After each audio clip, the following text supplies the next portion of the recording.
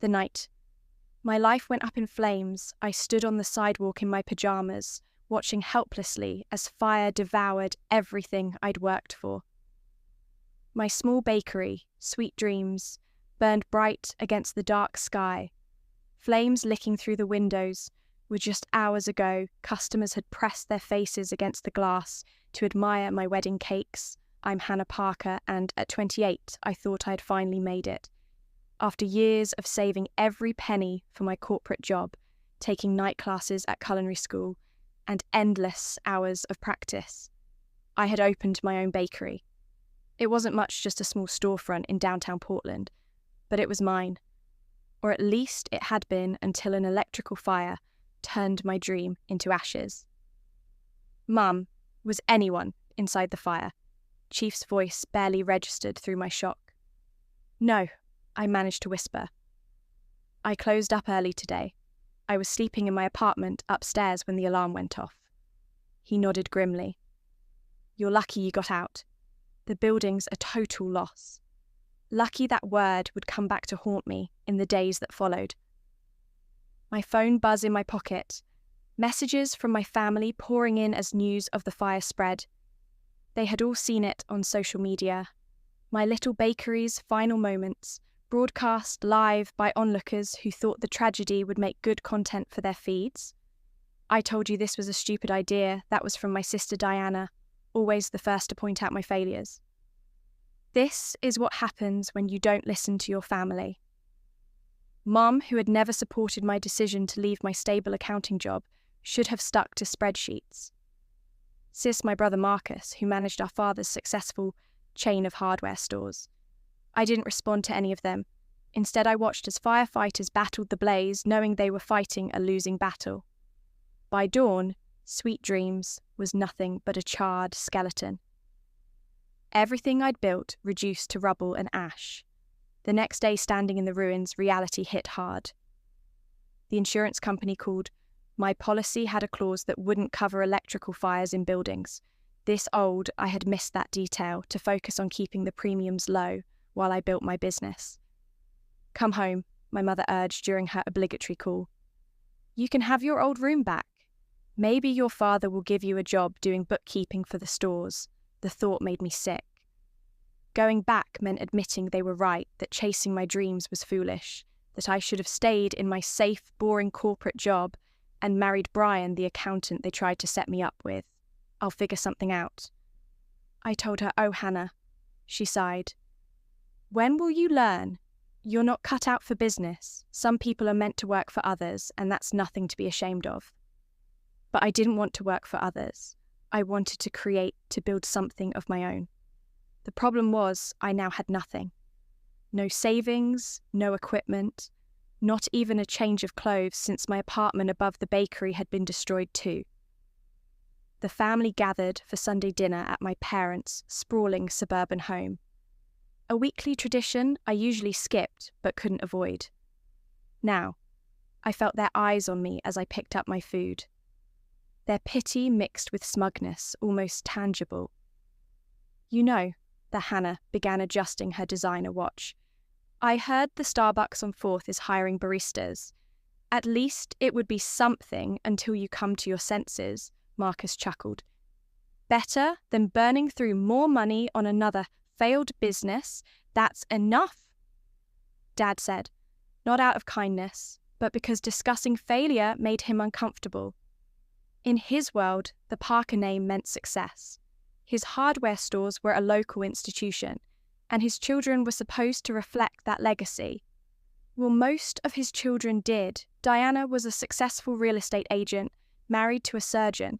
Marcus managed the family business, groomed to take over one day. And me. I was the disappointment who had dared to dream differently.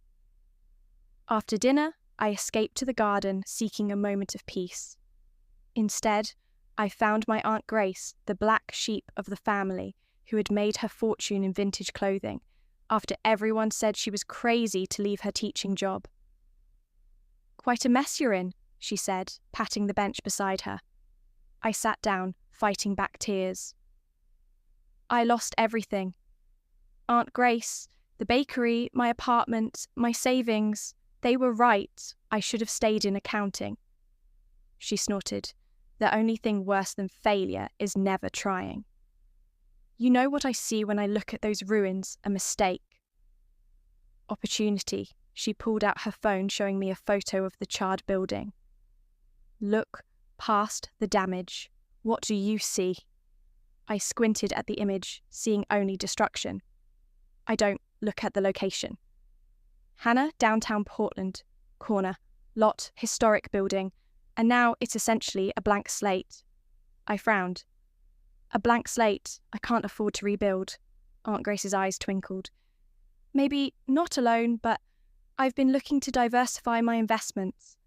What if we turn that space into something new, something bigger than just a bakery? Hope flickered in my chest, but doubt quickly smothered it. The family would never approve. Good thing we're not asking for their approval. She straightened her colourful silk scarf, a stark contrast to my mother's conservative pearls. Meet me tomorrow at the site. Bring any sketches, plans, or ideas you've been too afraid to share with the others. That night, I couldn't sleep. Ideas that I pushed aside as too ambitious now bubbled to the surface.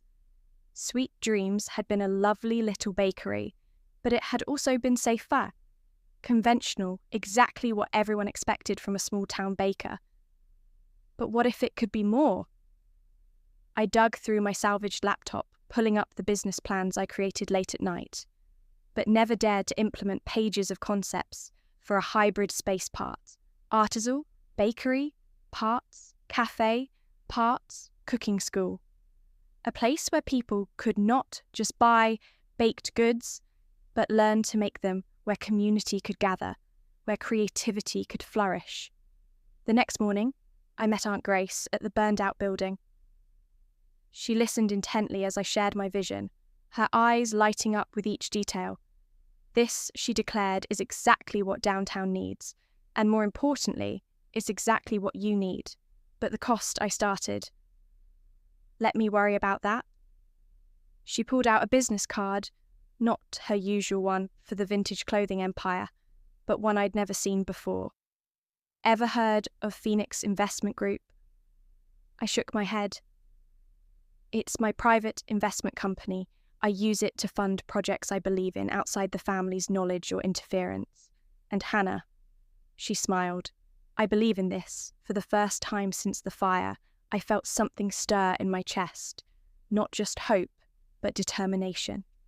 The family thought the fire had destroyed me, proved them right about my capabilities.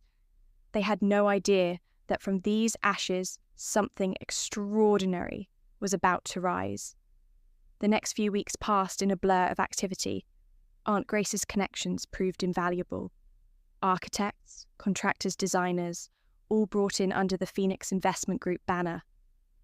The burned-out shell of Sweet Dreams was carefully demolished, making way for something new. But news travels fast in a family like ours. It didn't take long for the rumours to start. I heard Hannah's being reckless again. Diana told anyone who would listen. Taking out massive loans, trying to rebuild that money pit. Marcus cornered me at another family dinner. Dad's worried about you. This kind of debt could ruin you permanently. I just smiled and changed the subject. Let them think I was drowning in loans. Let them believe I was making another mistake. The truth would be so much sweeter when they finally saw it. The construction continued, but I wasn't idle. Aunt Grace had arranged for me to train with master bakers in France and Italy, learning techniques I'd only dreamed about before. Every night, I refined my business plan, incorporating everything I learned. This wouldn't be just another bakery. This would be a revolution. 6 months passed. The family's concern turned to condescension, then to pity. They were sure I was having some kind of breakdown, throwing good money after bad. Poor Hannah, I overheard my mother tell her friends at church. She just doesn't understand her limitations. But while they were busy feeling sorry for me, something remarkable was taking shape downtown. The old building had been transformed into a stunning 3-story space, with floor-to-ceiling windows and a rooftop garden. Inside state-of-the-art teaching kitchens were installed alongside cozy cafe spaces and a professional bakery that would put my old setup to shame. One evening, as I stood in the nearly completed space, Aunt Grace joined me. "Have you decided on a name?" she asked. I nodded, pointing to the space where the sign would go. "Rise," she smiled. "Perfect, and the opening date." 3 weeks, I said. "Though the family doesn't know yet." "Oh, they know something's happening." She chuckled. "They just don't know what Diana's been driving past twice a day, trying to figure it out. And your mother's bridge club is full of theories." I laughed, imagining their speculation. They were probably expecting another modest bakery, perhaps, with a fresh coat of paint and some new equipment. They had no idea what was coming. "Are you ready for this?" Aunt Grace asked softly. "It's going to change everything." I looked around at the space that had risen from the ashes of my first dream. It was bigger, better, more ambitious than anything I dared to imagine before the... You know what? I realized I said that fire was the best thing that could have happened to me. It burned away all my doubts, all my attempts to play it safe and meet their expectations. Sometimes you have to lose everything to find out what you're really capable of. Aunt Grace squeezed my hand. "Then let's show them exactly what you can do." The next 3 weeks were a frenzy of final preparations. Staff was hired and trained. Equipment was tested and recipes were perfected. Every detail was carefully orchestrated for maximum impact. And then finally, it was time. The morning of Rise's grand opening dawned clear and crisp. I stood in my new office, overlooking the bustling street below, where a line had already begun to form. The local food blogs had been buzzing about the mysterious new establishment for weeks, though no one knew exactly what to expect. My phone buzzed. Another message from my mother. "Hannah, please tell me you haven't mortgaged your future on this foolish venture. It's not too late to stop." I smiled, setting the phone aside as I smoothed down my crisp chef's coat with executive chef and owner, embroidered in elegant script. The family would be arriving soon for the private preview I'd arranged before the public opening.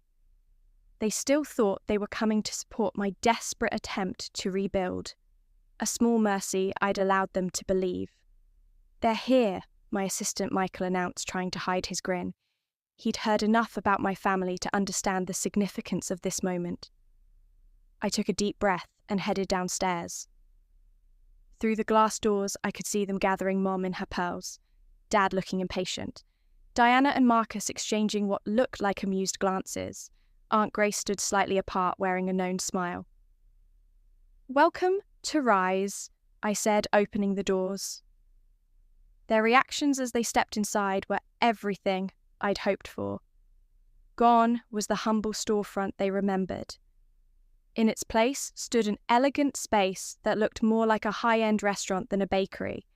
The teaching kitchens gleamed with professional equipment. The cafe area featured custom-made furniture, and the display cases showcased pastries that looked like works of art. What is this?" my mother stammered.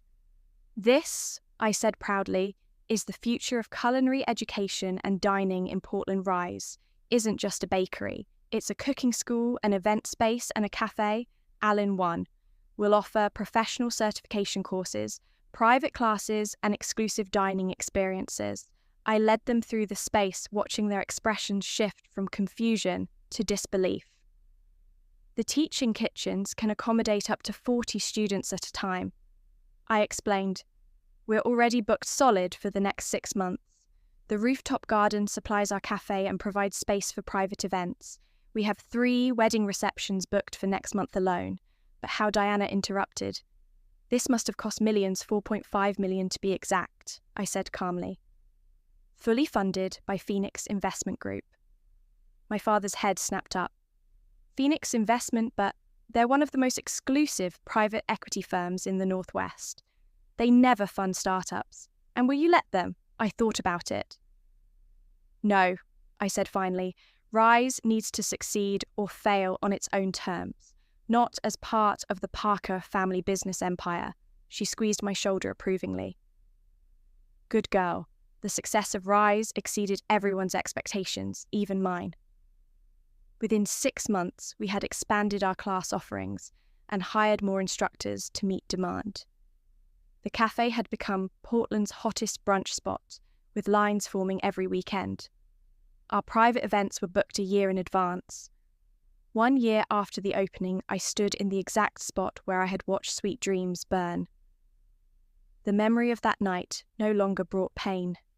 Instead, it filled me with gratitude. That fire had destroyed my small dream, only to make way for a bigger one. My phone buzz. A message from Diana. Just drove past, Rise lines around the block again. Hard to believe it used to be that little bakery that burned down. I smiled, typing back. Not hard for me to believe.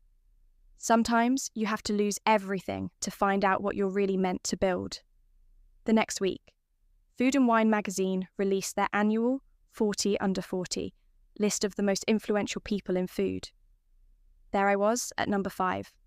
Hannah Parker, the culinary innovator who transformed a personal tragedy into Portland's most exciting food destination. My mother called as soon as she saw it. Darling, have you seen the article? Everyone at Bridge Club is talking about it. And to think we all thought that fire was the end for you. It was the end. I said the end of playing small, the end of trying to fit into everyone else's expectations. But it was also a beginning. Rise continued to grow beyond anything I had imagined. That night, staining in the ashes, we opened a second location in Seattle, then a third in San Francisco. The cooking school became nationally recognized, drawing students from across the country. But my favorite moment came 2 years after the opening, when a young woman walked into my office clutching a business plan. I lost my restaurant in a flood last month. She said, "Everyone says I should give up, get a regular job, but I saw your story about how you built Rise from the ashes." I smiled, remembering another young woman standing in the ruins of her dreams, not knowing that the end of one dream could be the beginning of something far greater. "Tell me about your vision," I said, pulling up a chair. As she spoke, I glanced out the window at the line of customers waiting to experience what had risen from those ashes. Sometimes, the greatest success stories start with complete destruction. Sometimes you have to lose everything to find out just how much you can build. And sometimes my family still hasn't quite figured this out. The best way to prove people wrong isn't to argue. It's to succeed so spectacularly that their doubts become the punchline to your success story. Rice stands as testament to that truth, serving up not just exceptional food, but a daily reminder that from the ashes of our greatest defeats can rise our greatest triumphs.